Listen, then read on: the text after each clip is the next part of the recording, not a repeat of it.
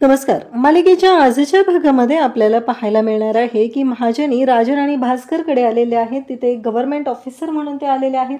ते सांगत असतात की हे बघा, जी जागा तुम्ही घेतलेली आहे ती जागा ऑलरेडी सरकारच्या नियमांमध्ये आहे, सरकारच्या काही प्रोजेक्टसाठी वापरली जाणार आहे आणि तुम्हाला लवकरात लवकर ती जागा खाली करावी लागणार आहे. तेव्हा मात्र महाजनींचं बोलणं ऐकून राजन आणि भास्कर म्हणतात, म्हणजे नक्की काय म्हणायचंय तुम्हाला, असं ते बोलत आहेत. तेव्हा मात्र इकडे महाजनी सांगत असतात की हे बघा, कसं आहे माहिती आहे का, तुम्ही ती विकत घेतली जागा मान्य, हे पेपर घ्या आणि बघा, तुम्हाला कळेल काय होणार आहे पुढे ते. तेव्हा मात्र महाजनी हे बोलत आहेत तेव्हा जीवा म्हणतो की अहो नका, तुम्ही इतकं नका बोलू त्यांना, कारण त्यांना तुम्ही हिंट देताय. पेपर, लिगल पेपर जे असतात, आणलेले असतात, डॉक्युमेंट्स बनवलेले असतात, ते पेपर महाजनी त्यांच्या समोर देतात आणि त्यांना सांगतात की हे पेपर पहा. आणि त्यांना सांगितलं जातं की आता ठरवा काय करायचं आहे ते. जेव्हा म्हणतो नको नको, तुम्ही नका त्यांना हिंट देऊ. आणि मग ते पेपर वाचायला दिलेले असतात, त्याच्यावरती सगळे रूल्स रेग्युलेशन लिहिलेले आहेत, नक्की काय झालेलं आहे हे दोघंही म्हणत असतात. पण अहो, ही जागा आम्ही विकत घेतलेली आहे. महाजनी म्हणतात की कसं आहे माहिती आहे का, हे बघा, तुम्ही जेव्हा ही जागा विकत घेतली तेव्हा त्या जागेच्या मालकाला आधीच माहिती असणार आहे या जागेवरती गव्हर्नमेंट प्रोजेक्ट सुरू होणार आहे, असं त्यांचं बोलणं चालू आहे. तेव्हा मात्र ते म्हणत असतात की अहो पण आम्ही एवढे पैसे लावलेले आहेत. महाजनी म्हणतात की हे बघा, जे काय झालेलं आहे तो तुमचा वैयक्तिक प्रश्न आहे, आम्हाला त्याच्याशी काहीही देणं घेणं नाही. तुम्ही ही जागा खाली करावी लागणार आहे आणि हे जे नियम आहेत ते तुम्हाला माहिती आहे, तुम्ही वाचून घेतलेले आहेत का पेपर, त्यामुळे ठरवा लवकर काय करायचं आहे ते. आता इकडे जीवा म्हणत असतो हां, आता बरोबर ट्रॅकमध्ये चालू आहे, कारण महाजनींच्या कानामध्ये एअरपोर्ट्स असतात आणि तिकडून जीवा बोलत असतो. ते जे काय बोलत आहेत ते सुद्धा जीवाला तिकडे ऐकायला जात असतं आणि त्याचमुळं जीवा त्यांना गाईड करत आहे. त्यासोबतच इकडे जीवाचं ऐकून ते सांगत आहेत की बघा, त्या इकडे पेपर, चला, काही प्रश्न वगैरे विचारायची काही गरज नाही आहे आणि तुम्हाला 2 दिवसांची मुदत आहे. या 2 दिवसांमध्ये तुम्ही ती जागा खाली करायची आहे. तेव्हा राजन आणि त्याचबरोबर भास्कर म्हणू लागतात की अहो कसं शक्य आहे, 2 दिवसांमध्ये आम्ही ही जागा कशी खाली करणार आहोत, नाही ते शक्य. तेव्हा ते म्हणतात ठीक आहे, मग सरकारी नियमानुसार जे काय आहे ते आम्ही करायला तयार आहोत, त्यामुळं तुम्ही अजिबात हे करू नका. आणि जर तुम्हाला लवकरात लवकर हे जमणार नसेल तर तसं स्पष्टपणे सांगा, असंही सांगितलं जातं. आता या दोघांनाही टेन्शन आलेलं असतं की आता करायचं काय. अचानक हा सगळा बॉम्ब त्यांच्यावरती पडलेला असतो आणि त्यांना कळत नसतं की निर्णय काय घ्यायचा आहे, गोष्टी कशा पद्धतीने तयार करायच्या आहेत. आता ते पेपर हे दोघंही वाचत आहेत. पेपर वाचायला घेतल्यानंतर आता हे पेपर तर बरोबर आहेत, ही गोष्ट लक्षात आली आहे. पुढे काय. तेव्हा महाजनी म्हणतात द्या इकडे ते पेपर, चला 2 दिवसांची मुदत आहे. हे बघा, मीच तुम्हाला एक ऑप्शन देतो तुमचं नुकसान होऊ नये यासाठी, कारण मला असं वाटत आहे की तुम्ही ती जी जागा आहे ती जागा त्याचं ऑक्शन सुरू करा आणि ऑक्शन काढा 2 दिवसांमध्ये आणि ती जागा विकून टाका. एकदा का ती जागा तुम्ही विकून टाकली की प्रश्न मिटणार आहे. म्हणजे ऑक्शनमध्ये तुम्हाला तुमचा जो लॉस आहे तोही होणार नाही, तुम्हाला तुमचे पैसे मिळतील. अन्यथा गव्हर्नमेंटने जर त्या जागेवरती तिथे कब्जा मिळवला तर तुमचं खूप मोठं नुकसान होणार आहे, असं सांगितलं जाते. तेव्हा मात्र आता काहीच पर्याय नाही आहे, त्यामुळं भास्कर म्हणतो की चालेल. तेव्हा जीवा म्हणत असतो की ठीक आहे, आता व्यवस्थित होतंय, असं जीवाचं चालू आहे. तेव्हा मात्र आता जीवा इकडे स्वतःच श्वास घेत असतो, दीर्घ श्वास घेत असतो. त्याला टेन्शन येत असतं की नक्की काय होणार आहे आणि कसं होणार आहे सगळं, हा प्रश्न जीवाला पडलेला असतो. आणि मग इकडे महाजनी म्हणत असतात की बरोबर आहे, पण आणि मग भास्कर तयार होतो. भास्कर म्हणतो की चालेल. राजन म्हणतो इकडे भास्करला खरं तर राग आलेला असतो, त्याला ही गोष्ट पटत नाही आहे. राजन म्हणतो की नाही, मी ह्या जागेचं ऑप्शन करणार आहे आणि लवकरात लवकर माझे गुंतलेले पैसे आहेत ते मी काढून घेणार आहे, असं बोलणं चालू आहे. तेव्हा मात्र भास्कर त्याला म्हणत असतो की तुला कळतंय का, तू काय करतोयस, अरे तुला माहिती आहे ना त्या नंदिनी आणि जीवाची वाट लावायची आहे मला, त्यांच्यासाठी मी ही जागा घेतलेली आहे, तू अचानक माघार काय घेतोय. जीवा इकडे म्हणत असतो की मला फसवून केलंय ना हे सगळं, आता बघ, भोगा तुमच्या कर्माची फळं, काय तुम्हाला भोगायचे ते, कारण तुम्हाला तुमच्या कर्माची फळं ही भोगावीच लागणार आहेत.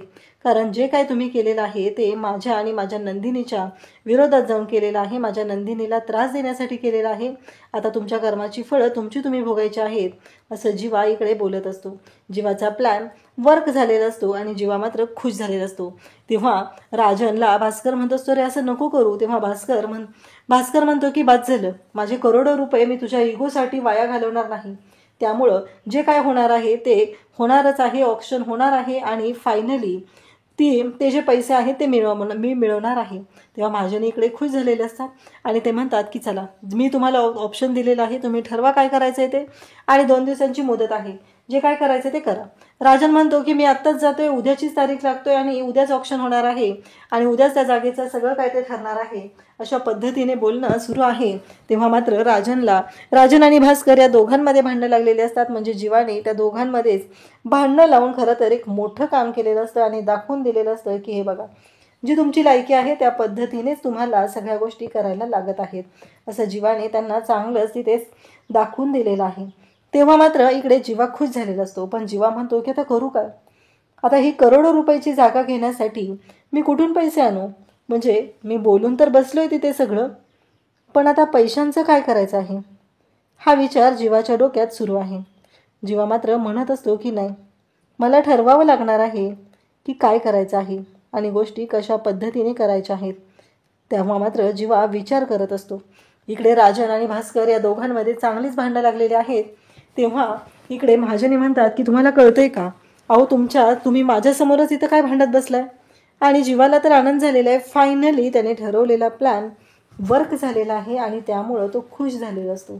त्याला खूप बरं वाटत असतं. तो म्हणत असतो की चला, म्हणजे मी ठरवलेलं आहे त्या पद्धतीने सगळ्या गोष्टी घडत आहेत. आणि तो म्हणतो की बस, आता जे काय होणार आहे ते नंदिनीसाठी मला करायचं आहे. नंदिनीचा आनंद निवास तिला मला परत मिळवून द्यायचा आहे आणि त्यासाठी वाटेल ते करायची तयारी माझी आहे, असं जीवाने स्वतः सांगितलेलं असतं. आणि तेव्हा मात्र आता जीवा म्हणत असतो की बरोबर आहे, मला आता हे सगळं करावंच लागेल, नंदिनीसाठी मी हा निर्णय घेतोय. इकडे मानिनी बसलेली असते. तेव्हा मात्र तिथे येते नंदिनी आणि नंदिनी म्हणते, अहो मी कढीचा गॅस बंद करायला गेले होते, तो बंद आहे.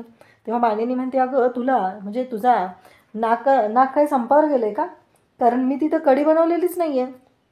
तेव्हा नंदिनी म्हणते, पण कढी ठरली होती ना. ती म्हणते, नाही मी कोळंबी बटाट्याचा रस्सा केला आहे. कसं आहे, यांचा फोन आला होता मला, मी त्यांच्याशी बोलत होते आणि तेव्हा त्यांना मी विचारलं, म्हणजे जेवायला काय केलं असं त्यांनी मला विचारलं. तेव्हा मात्र मी त्यांना सांगितलं कढी भात करते. तर मला लगेच म्हणाले, ठीक आहे मी बाहेरून जेवण करून येतोय. मग माझ्या लक्षात आलं. मग मी त्यांना म्हटलं की ठीक आहे, या तुम्ही जेवायला घरी, मी कोळंबी बटाट्याची भाजी करते. मग ते तयार झालेले आहेत. नंदिनी म्हणते, असं आहे का, म्हणजे ऐनवेळी तुम्ही प्लॅन चेंज केलेला आहे आणि बाबांच्या आवडीचं बनवलेलं आहे, असं नंदिनी सांगत असते. तेव्हा मात्र मानिनी म्हणते की हो, तुला माहिती आहे ना, आता देशमुखांच्या घरच्या पुरुषांबद्दल तुझ्या लक्षातच आलेलं असेल, त्यांना चमचमीत असं खायला लागत असतं, सगळेजण खादाड आहेत एकदम. नंदिनी म्हणते की हे भारी आहे आणि तुम्ही मात्र सगळ्यांचे लाड करत असता, नंदिनी बोलत असे. तेव्हा मात्र नंदिनी म्हणते की खरंच तुम्ही हे मनापासून करताना त्यामुळं घरातले खरंच सगळे खुश असतात. तेवढ्यातच काव्या तिथं आलेली आहे. नंदिनी म्हणते, हे काय करताय पण तुम्ही. ती म्हणते, अगं आता दिवाळीचा फराळ बनवायचा आहे ना, मग सामानाची यादी बनवते आणि मग सामानाची यादी झाली की होईल सगळं व्यवस्थित. अशा गप्पा चाललेल्या आहेत. तेव्हा काव्या तिथे येते. मानिनी म्हणते, अगं काव्या तू 5 मिनिटांचा ब्रेक घेणार होती ना, आलीच नाहीस तू, बरं बस जरा 5 मिनिटं इथं. काव्या म्हणते की काय झालं माहिती आहे का, माझा एक चॅप्टर राहिलेला होता आणि त्यामुळं मला यायला जमलं नव्हतं, पण चालू आहे सध्या, करते मी, जसं जमेल तसं मी करते. तेव्हा मानिनीला ती विचारते, हे सगळं काय करताय तुम्ही. मानिनी सांगते, अगं आता दिवाळीचा फराळ बनवायचा आहे ना, नंदिनीला पण वेळ नसतो, तुलाही वेळ नसतो, मग म्हणलं काय काय बनवायचं आहे ते करूया. हां, तुमच्या दोघींचा थोडाफार हातभार लागला तरीही चालेल, कारण कसं आहे माहिती आहे का, की तुमच्या नवऱ्यांना पण तुमचा हातचा फराळ खायला मिळेल ना. हे जे आहेत हे लाडू बनवायचे आहेत, ते म्हणजे यांच्यासाठी बेसनाचे आणि रव्याचे लाडू. त्याचबरोबर पार्थ जीवा या दोघांनाही चिवडा, चकली, शेव अशा गोष्टी आवडतात. त्यासोबतच बाकीचं म्हणायचं झालं तर चिरोटे असं काव्या विचारते. तेव्हा मानिनी सांगते, ते मला आणि वसुअत्तला आवडतात, असं मानिनी बोलत आहे. तेव्हाच नंदिनी तिथं असते आणि मग तुम्ही दोघीही थोडीफार मदत करा, म्हणजे तुमच्या नवऱ्यांना पण तुमच्या हातचा फराळ खायला मिळेल. ह्या गप्पा चालूच आहेत आणि मग काव्या म्हणते की मला ना तेवढं जास्त नाही जमणार आहे, पण मला जेवढं जमेल तेवढं मी करू लागेल तुम्हाला, असं ती बोलते. मानिनी म्हणते की चालेल, कसं आहे माझ्या दोन्ही सुनांची यावेळची पहिली दिवाळी आहे आणि ती दणक्यात साजरी झाली पाहिजे की नाही, त्यासाठी वाटेल ते करायची माझी तयारी आहे. आणि नंदिनी, यावेळेस मी फराळ ना जरा एक्स्ट्राचाच बनवणार आहे, कारण मला ना तुला आनंद निवासमध्येही फराळ द्यायचा आहे ना, म्हणून, असं नंदिनीला ती सांगते. तेव्हा मात्र नंदिनी म्हणते की हो, पण नंदिनीला त्या क्षणी आठवतं की आनंद निवास आता माझ्याकडे राहिलेला नाही आहे. आनंद निवासच्या बाबतीत खूप मोठा गोंधळ झालेला आहे, मी काय करणार आहे, आनंद निवास कसं सोडवणार आहे, असे प्रश्न नंदिनीच्या समोर असतात. कारण जीवा काय करतोय, काय गोंधळ घालतोय त्याबद्दल तिला काहीच माहिती नसतं. खरं तर जीवा अगदी मनापासून सगळी तयारी करतोय. जीवाची काहीच चूक नव्हती. हे सगळं त्या राजनने केलेलं आहे, नंदिनीवरच्या रागापोटी केलेलं आहे. तरीही जीवा मनापासून हे सगळं करत असतो. तेव्हा आता जीवा घरी आलेला असतो. तो महाजनींसोबत बोलत असतो. तो म्हणत असतो की खरंच काय जबरदस्त ॲक्टिंग केली तुम्ही. तुमचा बिझनेस सोडून ना मला वाटतंय की तर मुंबईत येऊन राहिलं पाहिजे आणि ॲक्टिंग केली पाहिजे. मला ना तुम्ही एक्स्ट्राची वाक्य जेव्हा घेत होता ना तेव्हा मात्र ना मला टेन्शन आलेलं, आता काय करणार म्हणून. पण तुम्ही अगदी व्यवस्थित मॅनेज केलं असं जीवा त्यांना सांगतो. तेव्हा ते म्हणतात की पण तुला माहिती आहे का, मला चोरून घरात यावं लागलं, कारण माझ्या घरी ते माहीत नाही आहे ना, आणि जर ते कळलं तर प्रॉब्लेम होऊ शकतो, म्हणून मला चोरून आत यावं लागलेलं आहे असं ते सांगत असतात. जीवा म्हणतो की माझीही तीच कंडिशन आहे, नंदिनीला यातलं काहीच माहिती नाही आहे, त्यामुळं मलाही या सगळ्या गोष्टी लपून छपूनच कराव्या लागत आहेत, हे जीवा बोलतो. तेव्हा मात्र महाजनी म्हणतात की बरोबर आहे. दोघंही हसत असतात. दोघांनाही आनंद झालेला असतो, कारण आनंद निवास आणि नंदिनी हे जे कॉम्बिनेशन आहे ना ते तसंच असलं पाहिजे. नंदिनीचंच आनंद निवास आहे आणि आनंद निवास नंदिनीपासून कोणीही काढून घेऊ शकत नाही असं दोघांचं चालू आहे. आणि तेवढ्यातच नंदिनी तिथे येते आणि नंदिनी म्हणते काय बोलताय तुम्ही, काय चाललंय, काय माहीत नाही आहे मला, माझ्यापासून काय लपवत आहे असं नंदिनी बोलायला सुरुवात करते. जीवा म्हणतो की ते सरपोतदार आहेत ना. महाजनी म्हणतात की नाही नाही, असा गोंधळ नको करूस. कसं आहे माहिती आहे का की हे बघ, माझ्या ना नावा लक्षात राहत नाही आहेत, माझ्या नावांचा खूप गोंधळ आहे, कळतंय का तुला असं नंदिनी जीवाला ते सांगतात. जीवाला नंदिनीला ही गोष्ट सांगायचीच नसते, म्हणून तर जीवा शांतपणे हे सगळं बोलत आहे आणि त्याचबरोबर नंदिनीलाही तो तेवढंच समजावत आहे. महाजनी म्हणत असतात की बरोबर आहे, चालेल चालेल ठीक आहे, पण तू असं नावाचा गोंधळ नको करूस हां, परत मी विसरून जातो ती सगळी नावं असं महाजनींनी स्पष्टपणे जीवाला सांगितलेलं असतं. जीवा मात्र ब्लँकेट घेतो आणि शांत झोपून जातो. जीवा काहीच बोलत नाही. नंदिनी म्हणते काय चाललंय यांचं, आता या शांततेच्या मागे नक्की कोणता गोंधळ घालून ठेवायला नको आहे. ऑलरेडी जो गोंधळ घातलेला आहे तोच इतका आहे की पुढे काय करायचं ते कळत नाही. देवा माझा आनंद निवास नक्की वाचव असं नंदिनी देवाला हात जोडत असते आणि म्हणत असते. तेव्हा मात्र नंदिनीला खरं तर वाईट वाटत असतं. आपल्या बाबतीत हे सगळं घडतंय यामुळं ती डिस्टर्बसुद्धा झालेली असते. तेव्हा इकडे जीवा मात्र शांतपणे सगळ्या गोष्टी करत असतो. जीवा म्हणत असतो की काळजी करू नकोस नंदिनी, सगळं तुझ्या मनाप्रमाणे होणार आहे असं जीवा स्वतःला सांगत आहे. नंदिनी ही शांत झोपी गेलेली असते आणि ती म्हणत असते की फक्त उद्याचा दिवस हा लाख मोलाचा आहे, त्याच्यामध्ये काही गोंधळ व्हायला नको आहे असं नंदिनीच्या डोक्यात सुरू आहे.